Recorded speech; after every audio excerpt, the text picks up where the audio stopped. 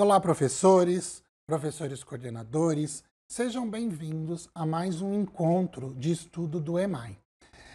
A proposta do nosso encontro de hoje é um aprofundamento sobre o tema os números.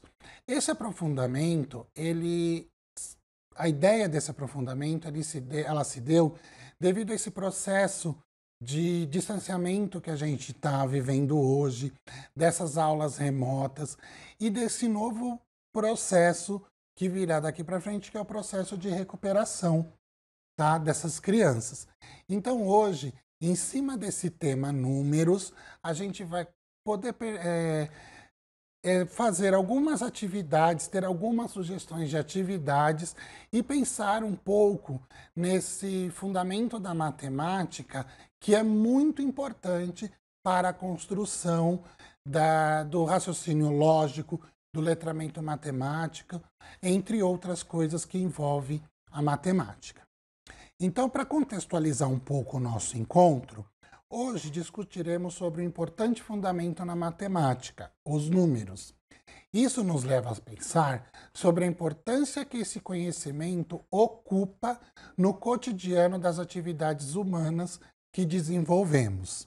Mas também é preciso refletir como esses conhecimentos acontecem dentro da matemática, pois ele permitirá que os estudantes possam ler e escrever números, resolver problemas estabelecendo relações com outros conhecimentos da própria área, como a geometria e a álgebra, e que permite o conhecimento das estruturas das operações, todos os aspectos que envolvem o conhecimento de números.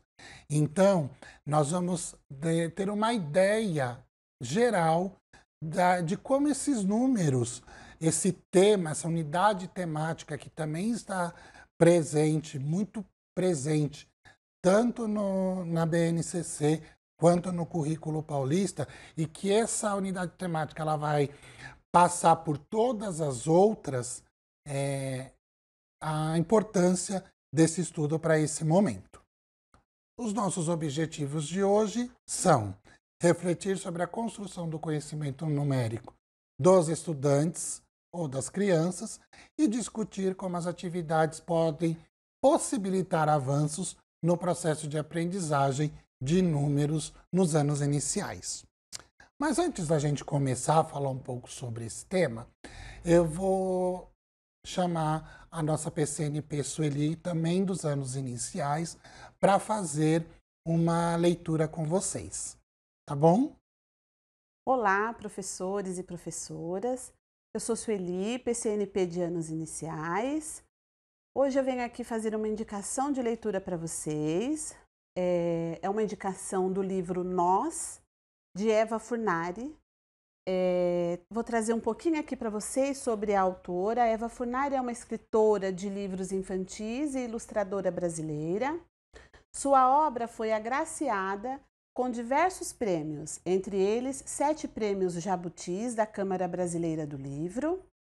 Eva Furnari nasceu em Roma, na Itália, no dia 15 de novembro de 1948. Filha de italianos, veio com a família para o Brasil com apenas 2 anos de idade. Desde criança, já gostava de desenhar. Na adolescência, morando em São Paulo, fez cursos para se aprimorar no desenho. Em 1971, seus trabalhos foram apresentados pela primeira vez em uma mostra individual realizada na Associação Amigos do Museu de Arte Moderna. Em 1976, formou-se em Arquitetura e Urbanismo pela USP. Entre 74 a 79, foi professora de artes no Museu Lazar Segal. Eva Furnari estreou na literatura em 1980, com a coleção Peixe Vivo, escrito com narrativas visuais sem texto. Publicou Todo Dia, Cabra Cega, De Vez em Quando e Esconde-Esconde. Lugares, personagens, situações e ilustrações diferentes que sempre agradam as crianças. São características das histórias criadas por Eva Furnari. E a indicação que eu trouxe hoje aqui, como eu já falei, é do livro Nós. Bom, então vamos lá para a nossa leitura. Hoje eu não estou aqui de posse do portador, né, desse livro, do Nós, de Eva Furnari, mas com certeza vai ser um momento prazeroso para nós, para a nossa leitura aqui. Eu quis trazer essa leitura Nós, porque hoje a gente vai tratar um pouquinho sobre a matemática. Eu até comentei com o Leandro, eu acho que hoje essa questão da gente discutir, fazer essa leitura do livro Nós, de Eva Furnari, foi um tanto que proposital, né? Porque com certeza nós vamos encontrar alguns nós para desatar aí dentro dessa nossa proposta hoje com a matemática que o professor Leandro vai aqui apresentar para vocês. Então vamos lá à nossa leitura. No tempo em que as pessoas nasciam em repolhos e as bicicletas voavam, havia uma cidade chamada Pamonhas. Nesta cidade havia uma casa amarela onde morava uma menina chamada Mel. Era uma garota solitária e muito diferente. É que à sua volta viviam muitas borboletas que a acompanhavam onde ela ia. Justamente por conta disso, as pessoas da cidade tratavam Mel muito mal. Diziam que ela tinha nascido de um repolho repolhudo, de um repolho borboletado, de um repolho mofado. Mel sentia-se muito triste toda vez que falavam isso e corria para casa a chorar. Isso acontecia todos os dias. Era Mel sair na rua com borboletas em sua volta, que lá vinha repolhuda, borboletuda. Mel não aguentava, dizia que não ia chorar, mas sentia-se tão mal que corria chorando, escondendo-se em casa. Um belo dia, Mel resolveu mudar de tática e, ao invés de sair correndo, chorando, ficou firme e voltou para sua casa como se não estivesse abalada com as risadas às suas costas. Não chorou, mas sentiu seu dedinho do pé repuxar muito. Ao chegar em casa, tirou os sapatos e descobriu que o seu dedinho tinha dado um nó. Sim, um nó. E não houve jeito, creme ou massagem que desfizesse aquele nó. O que aconteceu nos dias seguintes foi bem pior. Cada vez que saía e, como sempre, ouvia repolhuda, borboletuda, corria para casa sem chorar. Mas, ao chegar, verificava que mais um nó estava feito em seu corpo. Com isso, ela já estava com 6 nós. 2 nos dedos dos pés, 1 no dedo da mão, 1 em cada perna e 1 no pescoço. Esse era o pior de todos, pois parecia um nó na garganta, destes que nem deixa a gente respirar. O tempo foi passando e a gozação continuando, até que um dia, quando chegou em casa, Mel se assustou com um nó na ponta do nariz. Ah, não, aquilo já era demais. A cabeça zuniu, o estômago embrulhou, não dava mais para aguentar. E Mel decidiu deixar a cidade de Pamonhas. Adeus, Pamonhas, disse ela baixinho. E, disfarçada de geladeira, fugiu discretamente. Quando o sol estava alto e Mel longe de casa, ela decidiu largar a geladeira em um ferro velho e continuar seu caminho. Chegou à noitinha ao topo de uma montanha. Tudo era tão lindo e em paz que Mel sentiu-se feliz. O tempo passou. E Mel na montanha, sozinha com suas borboletas e nós. Até que um dia uma vaca apareceu no topo da montanha. Mel tentou puxar assunto, mas a vaca não respondeu. Mel então pensou em lhe fazer um carinho e deu um nozinho em seu rabo. A vaca ficou muito brava e avançou em Mel, que saiu correndo em disparada. Mel correndo e a vaca atrás, Mel correndo e a vaca atrás, até que, para se livrar, Mel pulou no rio, nadou, nadou e nadou. Ao chegar à outra margem, viu que a vaca não conseguiu atravessar o rio. Ufa! Disse ela, que bom que a vaca não sabe nadar. Que vaca? Alguém perguntou. Mel levou um baita susto. Olhou e viu um menino ao seu lado. A cabeça zuniu, o estômago embrulhou e Mel imaginou que ia começar tudo de novo. Repolhuda, borboletuda. Mel quis fugir e não teve dúvidas. Pegou a bicicleta do menino e saiu voando. Mas um cisco entrou em seu olho e ela caiu, bem em cima dele. Envergonhada, ficou no chão com a cabeça baixa, tentando pedir desculpas. E o garoto foi muito gentil. Você se machucou? Está molhada, precisa se secar. Mel ficou quieta. Puxa, como você é bonita! E que lindas borboletas te acompanham! Nunca vi nada tão bonito. Mel foi sentindo uma coisa esquisita na garganta. Aquele nó do pescoço repuxando, uma coisa que foi crescendo, crescendo, até que um choro começou de mansinho, depois explodiu, mas num choro tão sentido, um choro tão convulsivo, um choro engasgado, daquele de nó na garganta. Pudera. O menino tinha falado com ela como ninguém havia falado. Depois de tanto chorar, Mel tentou olhar para o menino, pedir desculpas, limpou o rosto, desceu a mão para o pescoço e o nó tinha sumido. Ele sorriu. Mel compreendeu naquele momento que podia desatar seus nós. E foi assim, desse jeito, que aliviou seu coração. Chorou mais um pouco, desta vez de emoção, não de tristeza. Deixou que as lágrimas levassem o cisco embora. Abriu os olhos, o dia parecia mais claro. Eu me chamo Kiko, e você? Mel não respondeu. Estava ocupada, reparando em um pequeno detalhe. O menino também tinha um nó. Um nozinho no dedo fura-bolo. O garoto percebeu e disse baixinho: eu sei um jeito de tirar o nó do seu nariz. E a chamou para conhecer a sua cidade. E chegaram na cidade de Merengue, que ficava do lado oposto da cidade de Pamonhas. Lá, Mel viu com surpresa que tinha gente de todos os tipos. E todos os tipos de nós também. Parecia gente nascida de todos os tipos de repolhos. E todos se respeitavam. Mel decidiu viver ali. E foi feliz.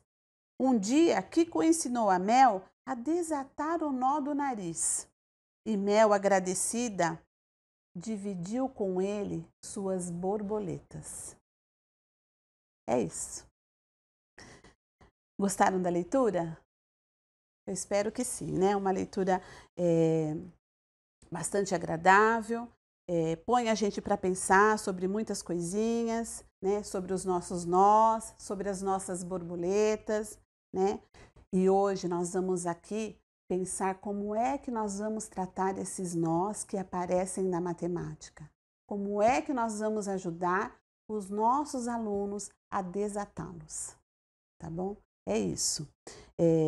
Eu penso que fica aí um momento também, né, de reflexão para vocês, como é que a gente pensa sobre os nós e as nossas borboletas, como é que lidamos com esses nós e borboletas. Fica aí uma reflexão para nós e uma leitura para que vocês também utilizem lá na sala de aula com os nossos alunos e neste momento de forma remota, tá bom? Um grande abraço a todos e obrigada. Bom, gente, espero que vocês tenham gostado da leitura, né? Muito bacana. Nos fez a gente refletir algumas coisas para o nosso encontro de hoje. Então, a nossa segunda atividade, nós vamos conversar um pouco sobre esses números. E para a gente começar a falar um pouco desse tema, eu vou propor duas questões para vocês. A primeira é: qual a importância do estudo dos números nos anos iniciais do ensino fundamental? E a outra: como esse tema está sendo abordado em nossas aulas?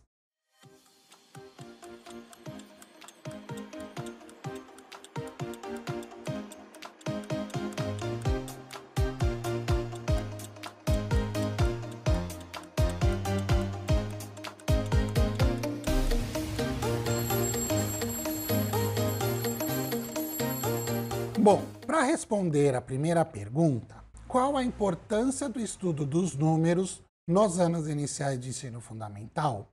Uma delas é reconhecer as diversas funções sociais dos números.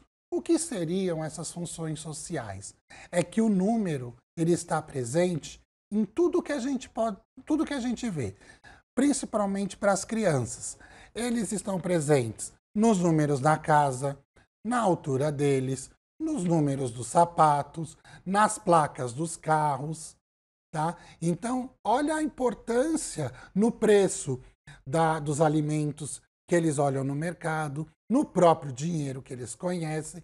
Então, olha a importância que tem da gente estudar esses números. E eles fazem parte todo desse contexto social das crianças. Uma outra importância é desenvolver o pensamento numérico com as crianças. Não só ensiná-los a escrever o número, mas pensar sobre eles e a importância que eles têm nesse processo de ensino, nesse processo de aprendizagem das crianças. Eles também são importantes para contribuir na compreensão das operações e seus resultados.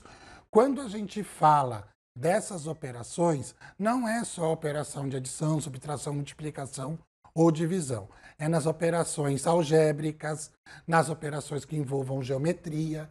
Então, o número ele vai dar um significado e uma compreensão para que se resolvam essas operações diversas que se encontram no mundo da matemática. Além de desenvolver o letramento matemático. Esse letramento, quando a gente fala, é que a matemática, assim, como a língua portuguesa, ele também tem a linguagem própria.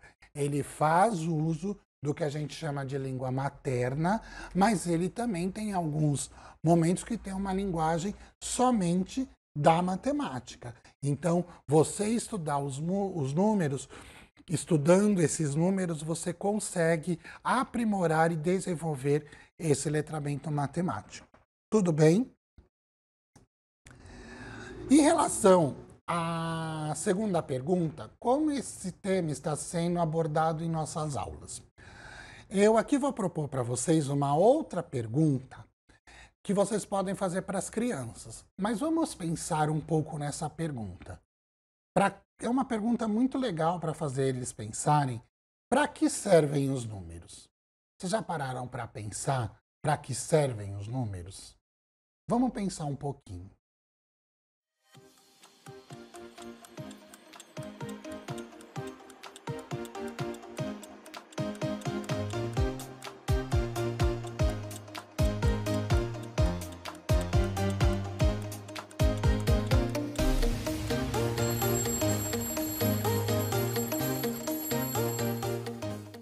Para que servem os números? Os números, eles servem para 4 coisas.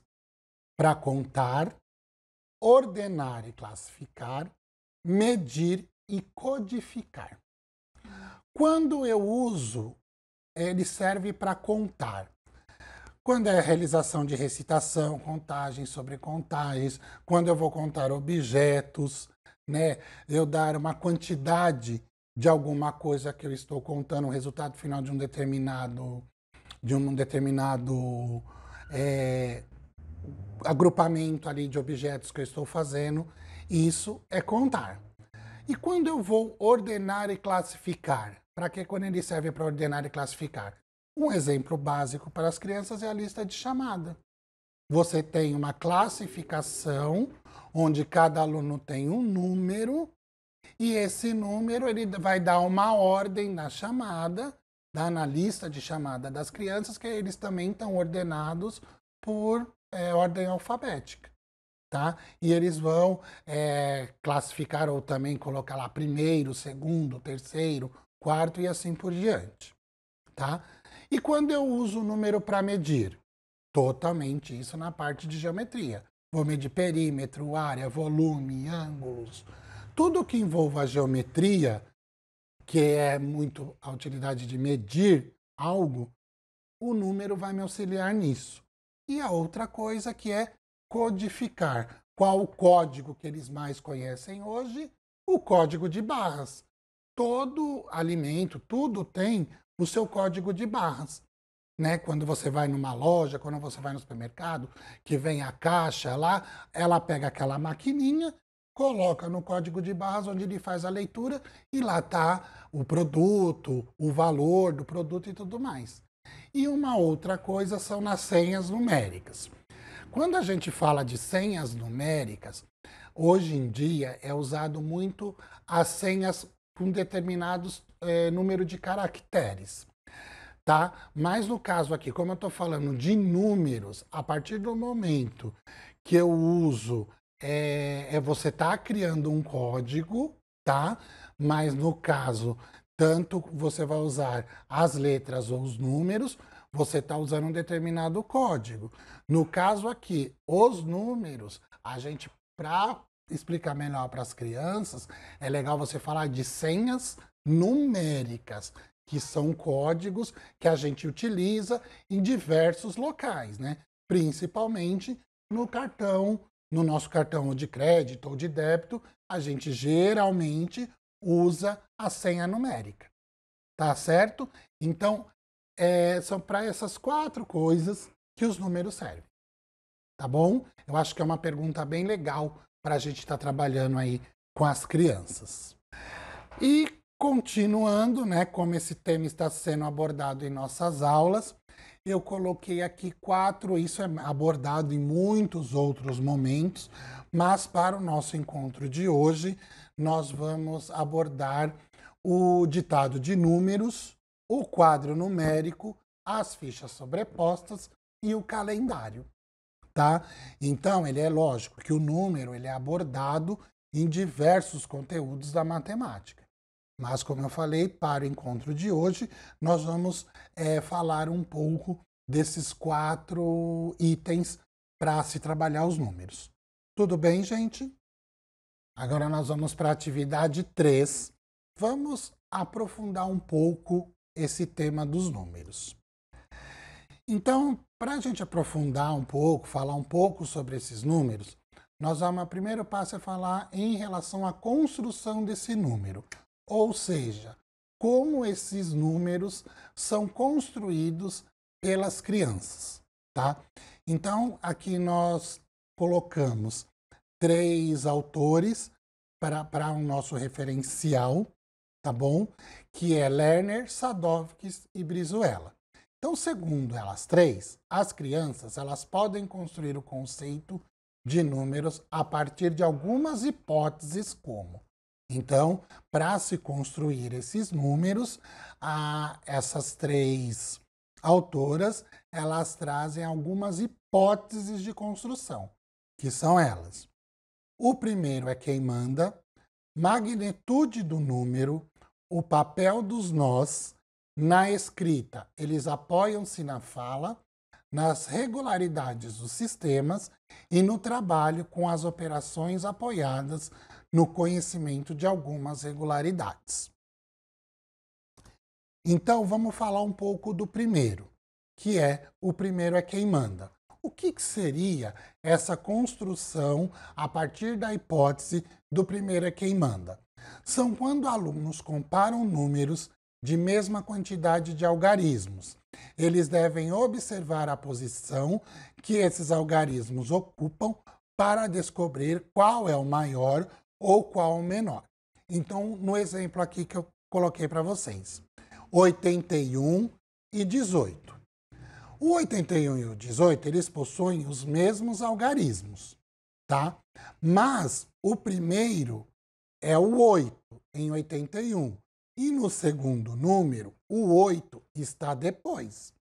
Então, o que as crianças devem perceber? Que o algarismo 8 pode estar, por estar na frente do número 81, tem o valor posicional maior. Tá? Então, essa hipótese do primeiro que manda, ela traz essa característica. Então, coloquei dois números, o 81 e o 18. Tanto o 8 quanto o 1 vão se repetir nos dois. Só que eu fazendo a análise do 8 no 81 e do 8 no 18, a criança tem que perceber que, no caso do 81, por o 8 estar na frente, o maior número seria o 81 e não o 18. Tá bom?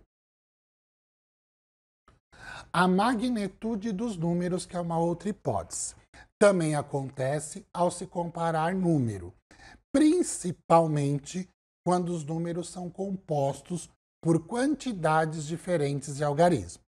Por exemplo, quando eu pergunto para a criança qual é o maior número, 666 ou 99, muitos podem responder que é o 99, por 9 ser maior que o 6.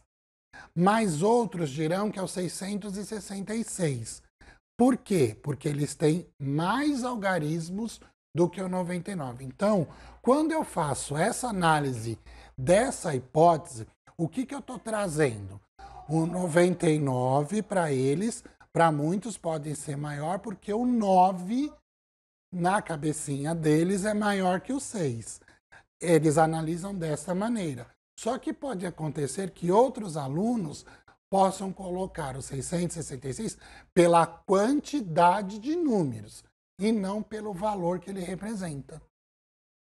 Tá? Então, por isso que eles podem falar que 666 é maior, porque eu tenho 3 números e não 2. Eu tenho 3 algarismos e não os 2. Isso é a hipótese de magnitude dos números. O papel dos nós. O que seria, então, esse papel dos nós, gente?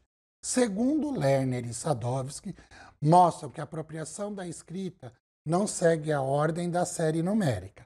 Elas manipulam, primeiramente, a escrita dos nós, ou seja, das dezenas, das centenas, das unidades de milhar exatas, e apenas depois elaboram a escrita dos intervalos entre eles.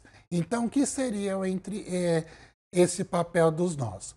Por exemplo, eles sabem, eles vão ter a ideia do intervalo entre 10 e 20, que são os dois números de escrita que a gente chama de escrita de nós, e aí a partir desses números eles conseguem pensar no número que está entre eles, tá? Então, por exemplo, vamos pegar do 20 ao 30. Eles conhecem um 20, eles conhecem um 30. Aí o que você dita 23. Aí eles vão começar a fazer essa associação que o número 23 está entre o 20 e o 30. Tá? Então esse é o papel dos nós aí. É uma hipótese que também as crianças podem estar trazendo para a escrita do número. Tudo bem? Outros, eles apoiam-se à escrita na fala. Então, o que seria a escrita apoiada na fala? Por exemplo, você escreve 600 e pede para eles escreverem 628. Aí o aluno escreve 628. Ele escreve realmente conforme você fala, tá? Então, você ditou 628, ele escreveu 600, escreveu 20 e escreveu 8. Aí ficou lá o número que vocês estão vendo aqui no slide. Aí, o que o professor, no caso, pode fazer como intervenção? Fazer com que eles percebam que esse número do sistema numérico decimal é aditivo. Ou seja, se eu somo o 600, se eu somo o 20, se eu somo o 8, eu tenho 628. Uma dica muito legal para estar trabalhando e mostrando para as crianças esse processo aditivo é a gente utilizar as fichas sobrepostas, que mais para frente um pouquinho eu vou estar mostrando para vocês em uma atividade para a gente utilizar as fichas sobrepostas. Tá bom?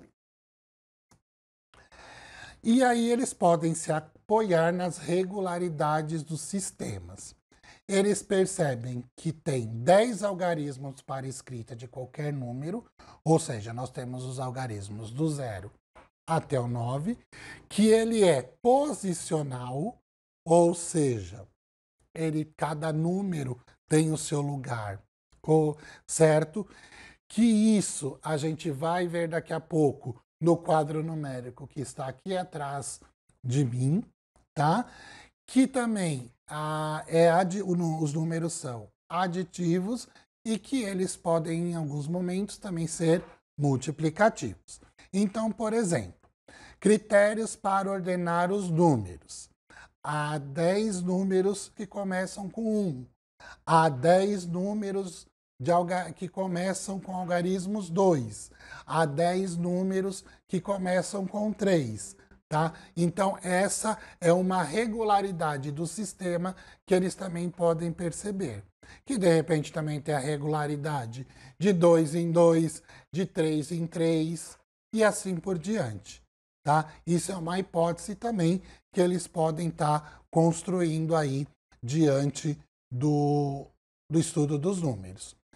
E aqui nós temos um trabalho com as operações apoiadas no conhecimento de algumas regularidades. Então, eu tenho algumas regularidades, como eu já havia falado, e aí eles podem se apoiar nessas regularidades para fazer alguma operação. Por exemplo, eu pus o exemplo aqui, ó. Vamos supor que eu pergunte para um aluno, tá, que ele faça a adição 20 mais 13. Aí ele responde da seguinte maneira. No 13 há um 10 e no 20 há 2 10 mais. Então, 10 mais 20 é 30. E o 3 do 13 dá 33. Então, o que aconteceu aqui? Ele se apoiou na regularidade dos 10 em 10, tá? E fez a operação.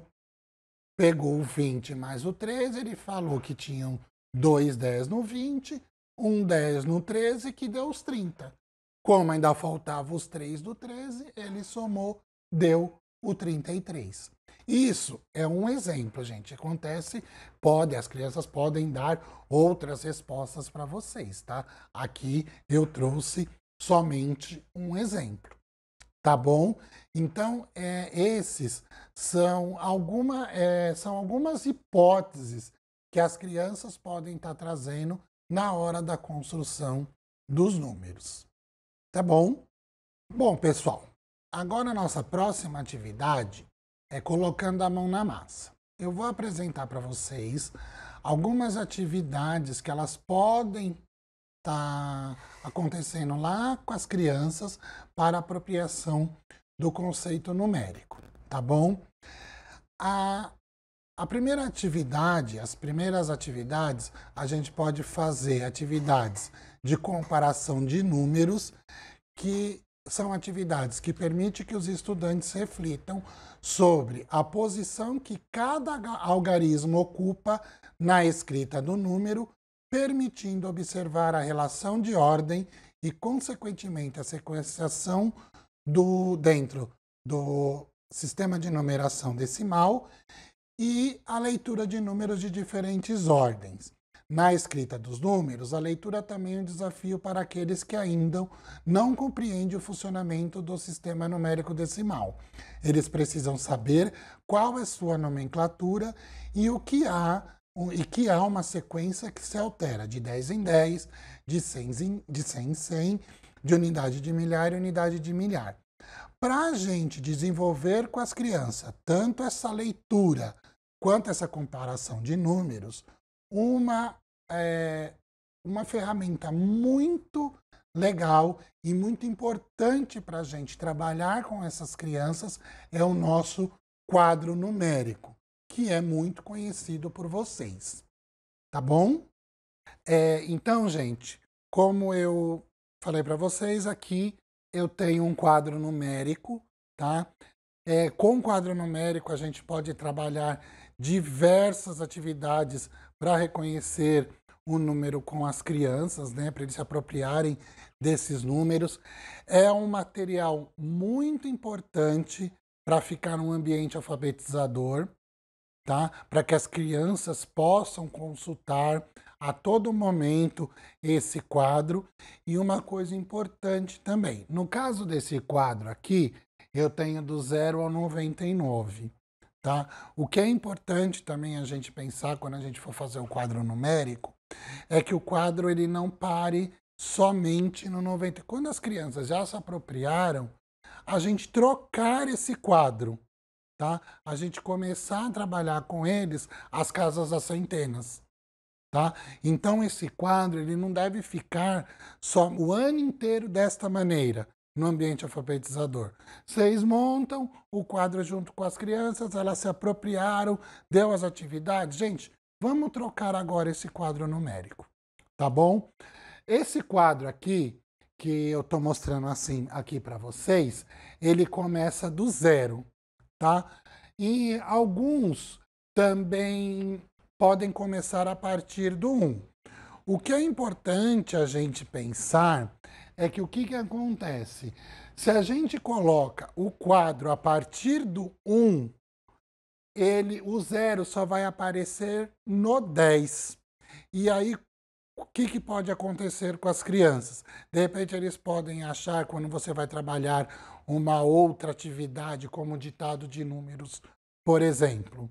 Aí você dita 0 para eles. Eles podem achar que o 0 não é um número, tá? Então, é a única coisa assim, vocês podem fazer o quadro a partir do 0 como a partir do 1. Não tem problema nenhum, tá? A única coisa que a gente tem que prestar atenção é nisso, e mostrar para as crianças que esse 0 sozinho também é um número, tá? Que mais a gente pode perceber e trabalhar no quadro numérico? As regularidades, tá? Tanto das colunas como da linha, tá? No caso aqui, vamos pegar a segunda linha do 10, tá bom? Então eu tenho a regularidade onde eu tenho 10, o 11, o 12, o 13 e assim por diante. Uma pergunta bem legal para fazer para as crianças. Eu olhando esta linha, qual é o número que sempre se repete? No caso da linha do 10, sempre vai se repetir o 1.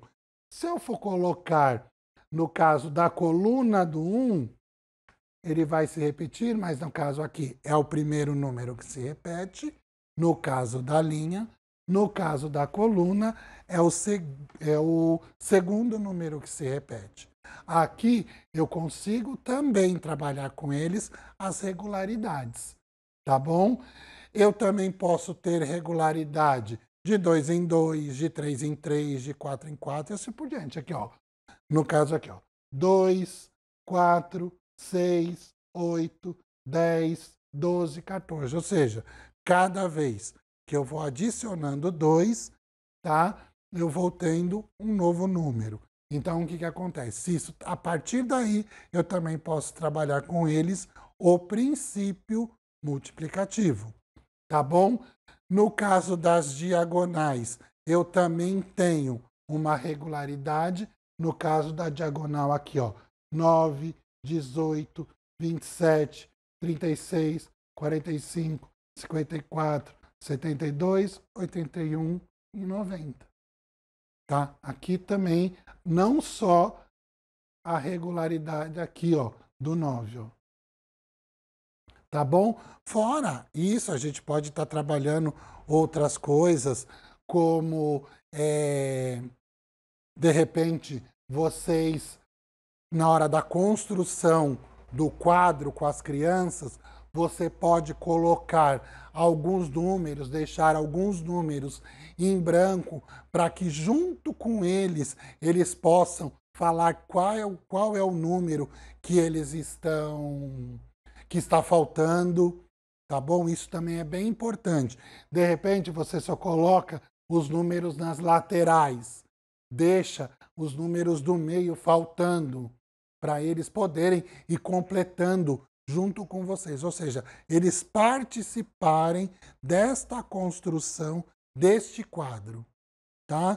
E a partir do quadro, a gente também trabalha o calendário, né? Você trabalhou o quadro numérico, aí você mostra um calendário para eles, fala que o calendário também é um quadro numérico. Só que o que eu posso saber no quadro numérico? Os dias da semana, que dia da semana cai uma determinada data, tá? Um determinado número, em que dia da semana está um determinado número, tá bom? Então, o quadro numérico, ele é uma ferramenta muito rica e importante para a apropriação dos números com as crianças, tá bom? Então, como eu falei para vocês, é importante que eles construam juntos esse quadro, para que a partir dessa construção eles também vão se apropriando. E aí o quadro coloca lá no meu ambiente alfabetizador. As crianças já se apropriaram, você já trabalhou, já se esgotou tudo, no caso aqui do 0 ao 99, vamos construir um outro quadro. Aí a partir do quê? Do 100. Tá? E assim por diante. Embaixo desse vídeo tem um link, tá bom? Onde tem um vídeo bem rapidinho, de 6 minutos, acho que é 6h46, onde uma professora da nossa diretoria, ela trabalhou algumas coisas com o quadro numérico. Vale a pena vocês assistirem, tá bom? Fica a dica aí para a gente se trabalhar com o quadro numérico. Outra atividade, outro recurso muito utilizado, que auxilia bastante a criança na construção dos números, são as fichas sobrepostas, tá? Que trata-se de uma atividade que permite às crianças perceber a composição dos números, o fato de descobrirmos que as crianças se apoiam na fala para produzir escritas numéricas. Lembra quando eu falei um pouco antes da hipótese de que as crianças se apoiam na fala? Quando eles pediram, a gente fala para eles lá, escrevam 628. Eu falei para vocês que eles escrevem o 600, o 20 e o 8.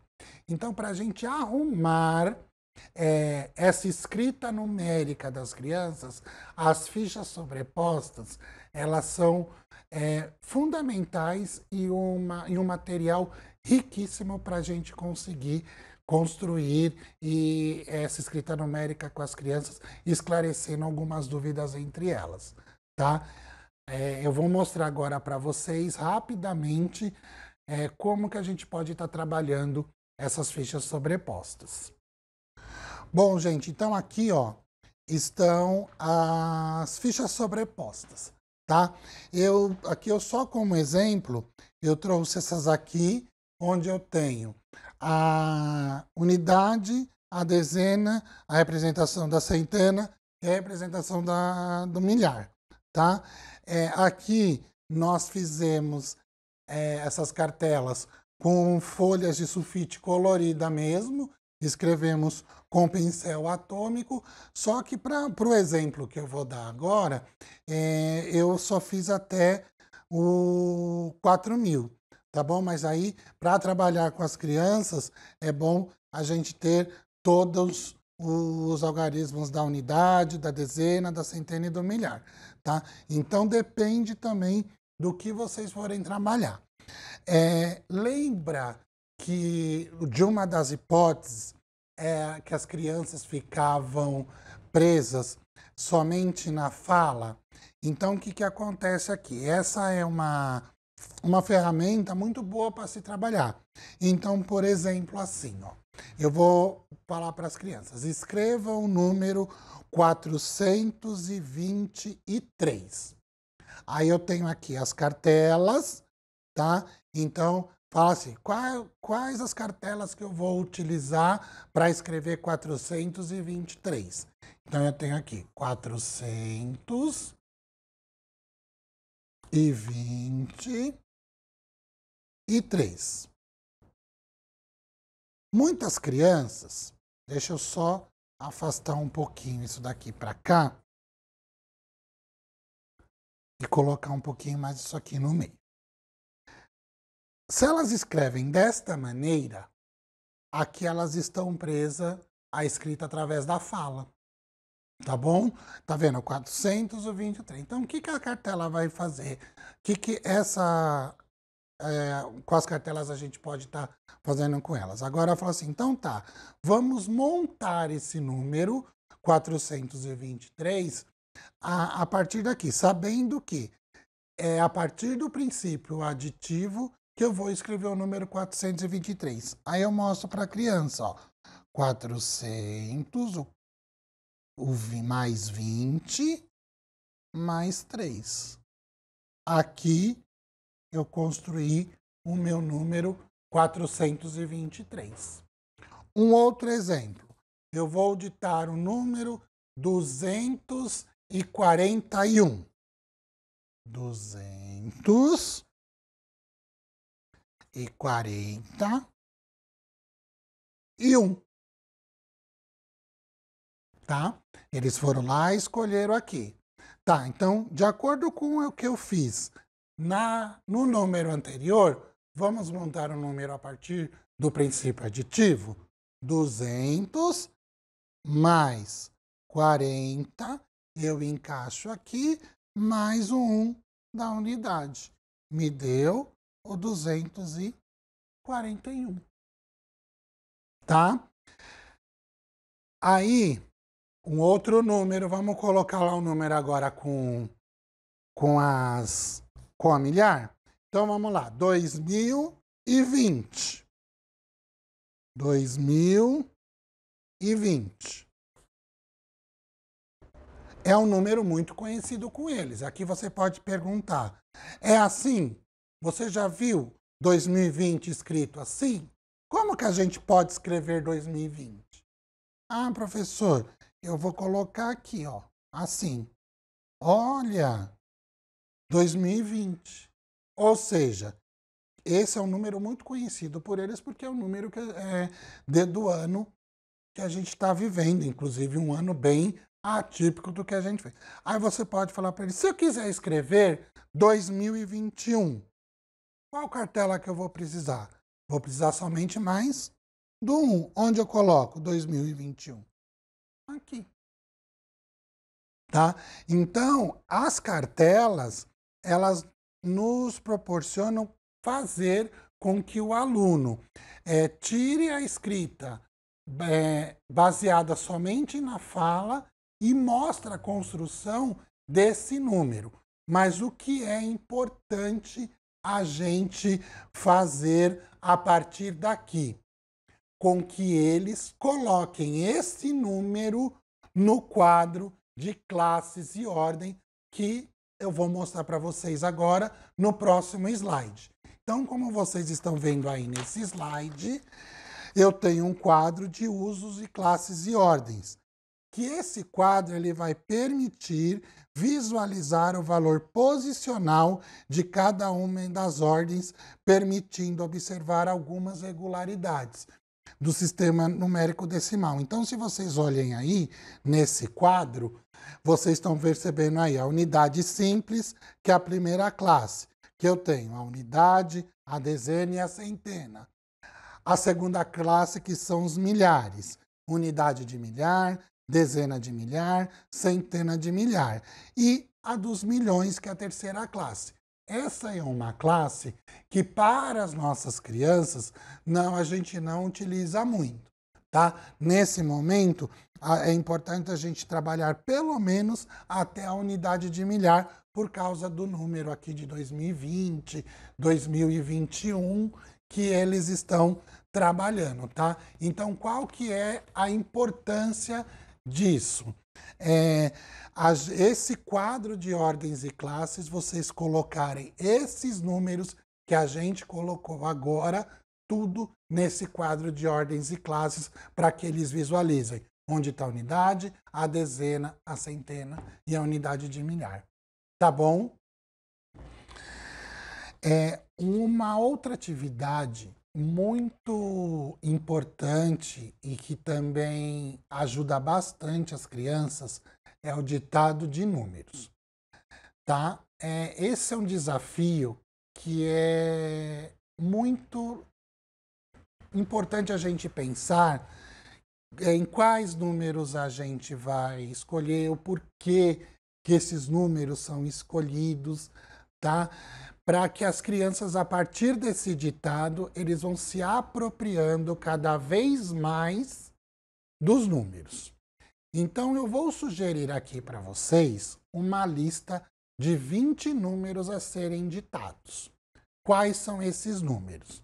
0, 5, 10, 11, 13, 20, 25, 50, 51, 52, 77, 86, 90, 100, 150, 555, 648, 1000, 2020 e 2021. Vocês devem estar se perguntando, nossa, Leandro, para que você escolheu esses números tão diferentes um do outro e por que essa quantidade? Vocês percebam que tem números diversos aqui, mas cada número escolhido, ele tem um porquê que a gente vai ver a seguir. É importante, principalmente, a gente não esquecer de ditar esses números nesta ordem, porque as crianças podem estabelecer relações entre uma escrita e outra, tá? Você vê que eles seguem uma ordem para que eles, quando você estiver fazendo o ditado, essa ordem é importante, que eles vão relacionando aquilo que eles já escreveram com algo novo para escrever, tá? Numericamente. Então, por que eu escolhi o 0? Porque alguns alunos podem achar que o 0 não é um número. Já nos dá boas pistas sobre o que eles pensam em relação a isso. Lembra que eu falei para vocês no quadro numérico? A gente pode utilizar o quadro numérico a partir do 1, só que o 0 vai aparecer lá no 10. Mas em alguns momentos a gente tem que colocar o 0, porque se a gente for trabalhar sempre, no caso o quadro numérico ou qualquer outra sequência, a partir do 1, não colocando 0, muitas crianças podem achar que o 0 não é um número. E o 0, ele faz parte desses algarismos, dos 10 algarismos que a gente conhece para formar os outros números. Tá bom? Aí aqui tem o 5, o 10, o 20, o 25, o 50 e o 1000. Esses números podem ser considerados marcos, porque são os números de uso social frequente. Aparecem, por exemplo, nas notas e moedas que nós utilizamos, em alguns números de casa. Além disso, são os números redondos. Lembra quando eu falei dos nós? Que eles se apoiam nos nós? Ou seja, se eles estão se apoiando nos nós, que eles já têm esse conhecimento do 10, do 20, do 50, do 60. Então, qualquer número, sempre terminado em 5 e em 0, eles vão começar a fazer essas associações. E esses números são chamados números marcos. E são números que são muito conhecidos com eles. Eles conhecem, como já foi falado aqui, as notas de 5, de 10, de 20 reais, né? As notas de 50 reais, até as nossas notas de 100. Aqui eu poderia até colocar 200, né? Porque agora, sei que muita gente ainda não vi, nem eu vi ainda essa nota, mas é uma nota que é algo que estava aparecendo em toda a mídia. A nota de R$ 200, que também pode ser um número no ditado bom para eles. O 52 e o 86. Esses 52 e 86, eles são números transparentes, que dizem exatamente o que são, como aqueles a partir do 16. Eles são previsíveis, possíveis de antecipar. Quando falamos esses números, damos de indícios de como registrá-los com algarismos.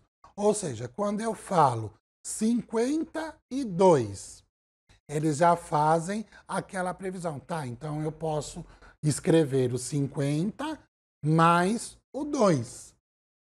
O 86, 80 mais o 6. Se eu for escrever, posso escolher outros números. É que eu coloquei 52 e 86. Qual outro número que eu posso colocar de repente? 36, que é 30 mais 6, ou 78, 7 mais 8. Tá? Então, esses números que você já pode fazer previsões, eles são chamados de números transparentes. Aí eu coloquei o número 11 e o 13, são chamados de números opacos ou não transparentes, que eles não explicitam em sua forma oral o princípio aditivo de nosso sistema de numeração. Ou seja, quando eu falei lá o 52, 50 mais 2, 86, 80 mais 6, se eu dito 11 ou 13, eles não conseguem fazer esta associação.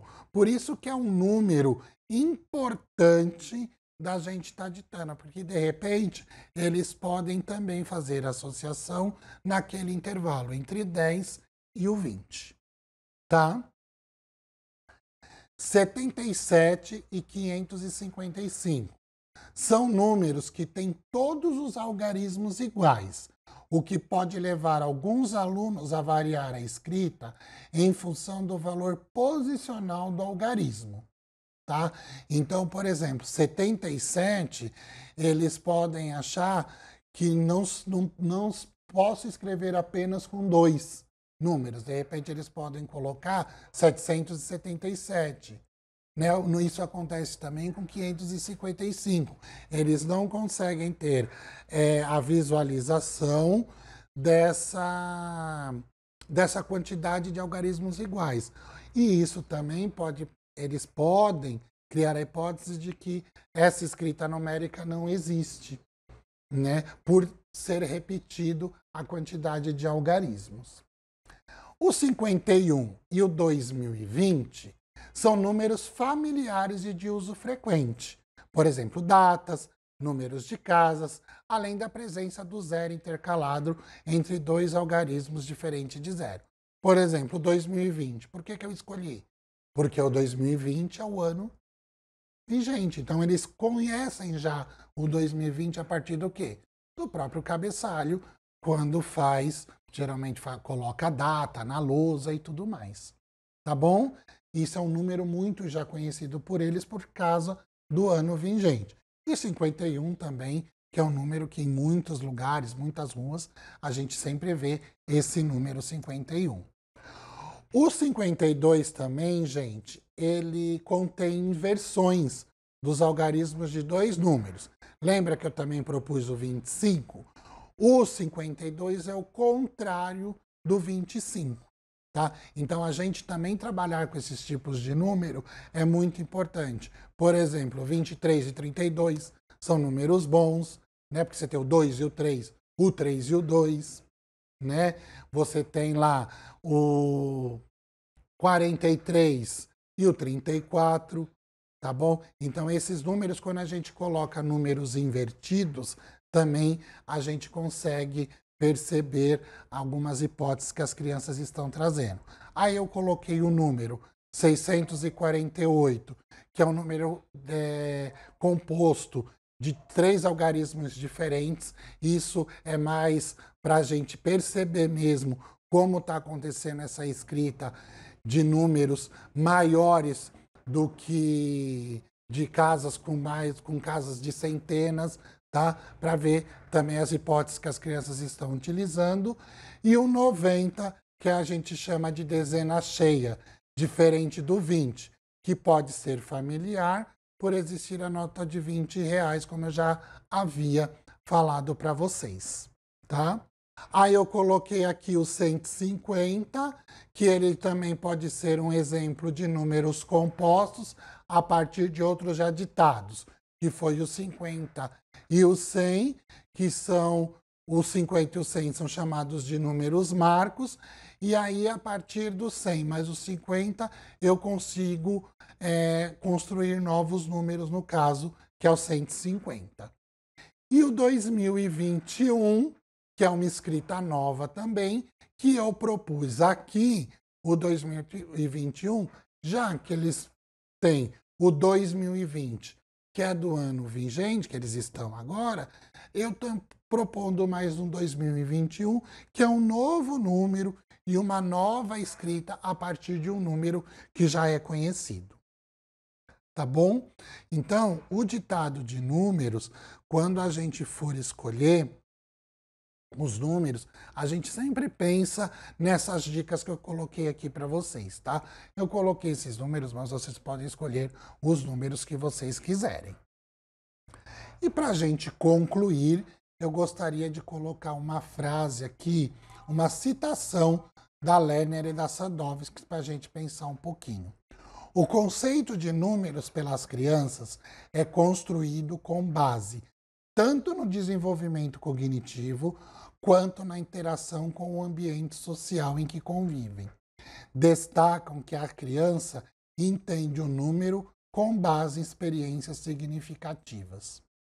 Então, gente, quanto mais significativo, mais fizer parte do mundo da criança os números que você está trabalhando, mais eles vão assimilar muito mais fácil, tá bom? Então a gente sempre parte do que eles já conhecem, daquilo que eles já têm, e a partir daí, a respeito de números, e a partir daí vocês podem começar a introduzir números novos nas crianças.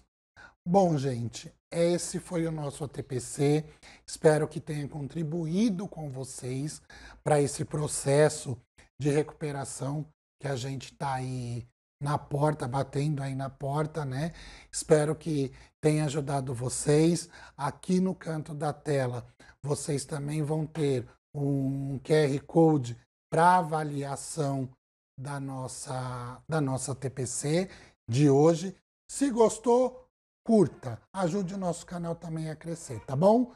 Gente, muito obrigado mais uma vez e até a próxima.